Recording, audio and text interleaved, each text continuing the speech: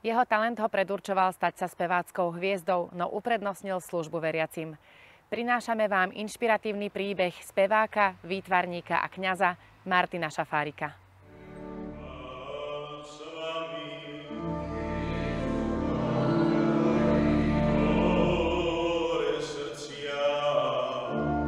Som dostal od maminky brožúrku, že kam na strednú školu, tak sme to začali spoločne listovať a pozerám cirkevné konzervatórium, novo otvorené v Petržálke, cez 2 ulice a podmienky, predmety, žiadna matematika, žiadna fyzika, žiadna chémia. Ja hovorím, mama, to je škola pre mňa. A ona tak na mňa pozerala, že Maťko, ale však ty nevieš, ani kto bol Mozart poriadne. Ja som tam išiel vlastne ako 14-ročný na konzervatórium a najmä chalani chodili výrazne starší, pretože ešte prebiehala mutácia. Lenže ja som bol dávno zmutovaný. Veľmi rýchlo sa to teda ustalilo a rovno do čierneho basu, čo je taká vzácnosť v takom rannom veku. No a vtedy pán profesor Malatinec hovoril, že tak ja by som ho pripravil na primácie pohovory. Nech sa vznáša tvojo meno sláva, jak Tymiana ľubovolný dým. Keď som dospieval, tak pani Liborová, vtedy šéfka speváckého oboru, si dala tak ruky a hovorí, no, Maťko, tak povedz nám, čím chceš byť, keď budeš teda dospelý? A ja v tom saku od môjho bratranca, o 3 čísla väčšie, ledva prsty mi trčali, som povedal, že buď budem farárom, alebo slávnym operným spevákom. No, celý profesorský zbor sa tam začal smiať. Naozaj na tej škole vedeli vytvoriť takú atmosféru toho, že tu máš svet muziky, opery, klasickej hudby pred sebou v tých najvyšších métach, postoch a je na tebe, či ho dosiahneš pracovitosťou. No a teda som študoval, bavilo ma to.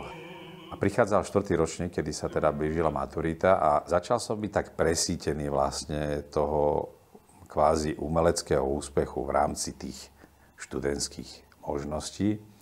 A prestal som v tom vidieť nejaké to svoje osobné poslanie. Už ma to nenaplňalo tak, ako ma to naplňalo. Tak som skončil 5. 6. ročník. Už to bolo také, že cítil som sa inde a už som stále myslel na tú teológiu.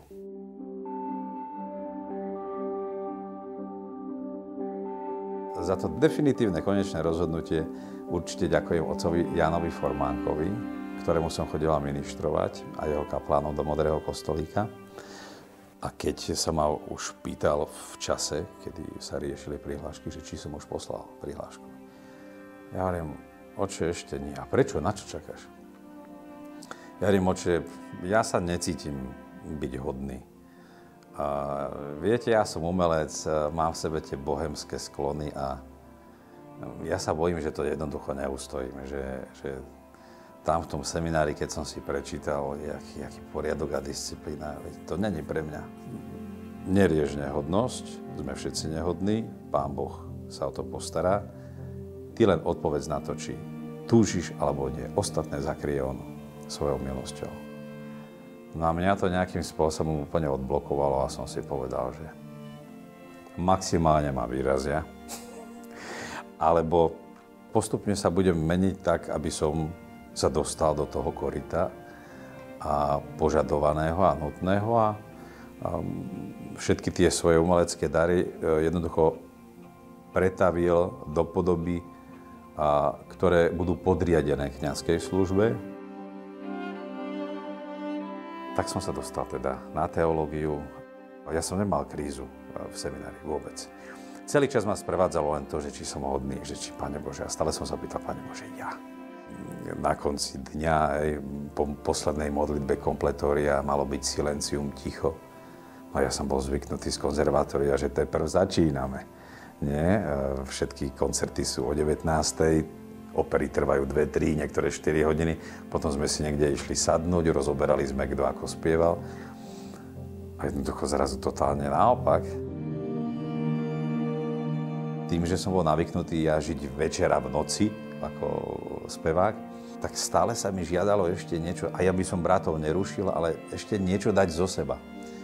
tak ja som chodil v tichosti na povalu a tam som maloval. A raz prišiel jeden za mnou spolubrat a hovorí: Maťo, počúvaj ma, ty tam máš rozmalovaný taký obraz svätého Cyrila Metoda, že ja by som ho veľmi chcel, že dá sa to nejako od teba, ja neviem, kúpiť, alebo vymeniť, alebo získať.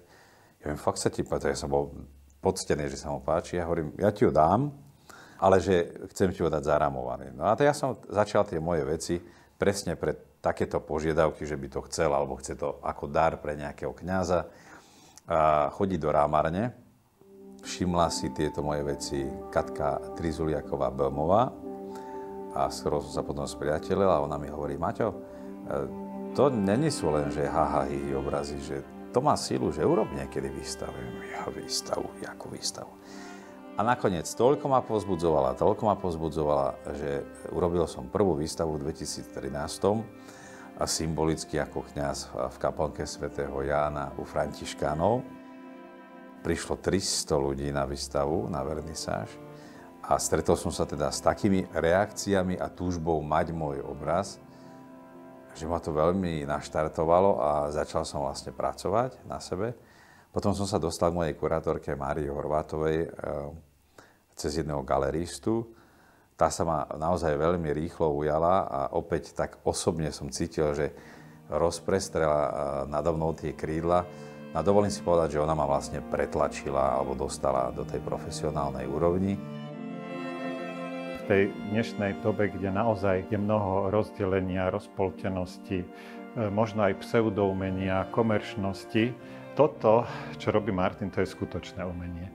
A asi mi dáte za pravdu, že v takej dobe, ako som popísal dnes, byť dobrým kňazom je asi veľké umenie a milosť. Ale keď to umenie je naozaj skutočným umením, ktoré Martin dáva do sveta, tak potom si myslím, že to môže byť jedna nádherná misia a že môže osloviť nielen veriacich ľudí v kostole alebo na výstavách, ale že toto jeho umenie je veľmi oslovujúce pre všetkých, aj pre ľudí, ktorí povedzme nie sú konfesne zaradení alebo nie sú veriaci. A toto si myslím, že je veľmi krásna misia.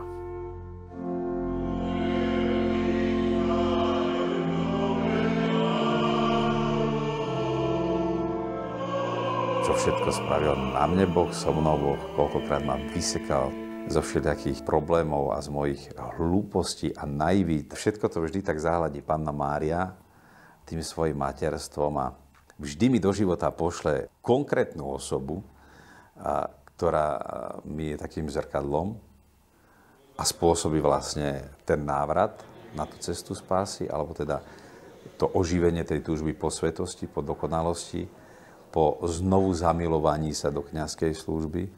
A to je niečo, čo mňa dostáva neustále do pozície vďaky voči Pánu Bohu. Ja si dovolím povedať, že môj život je dôkazom toho, že keď chceš naplňať Božiu vôľu, snažíš sa, tak Pán Boh ti dá vždy tú konkrétnu milosť, ktorú práve potrebuješ.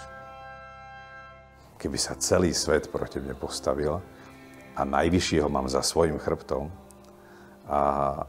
lebo ja sa hlásim k jeho menu, ktokoľvek mňa vyzná pred týmto svetom, ja ho vyznám pred nebeským Otcom, tak je to vybavené.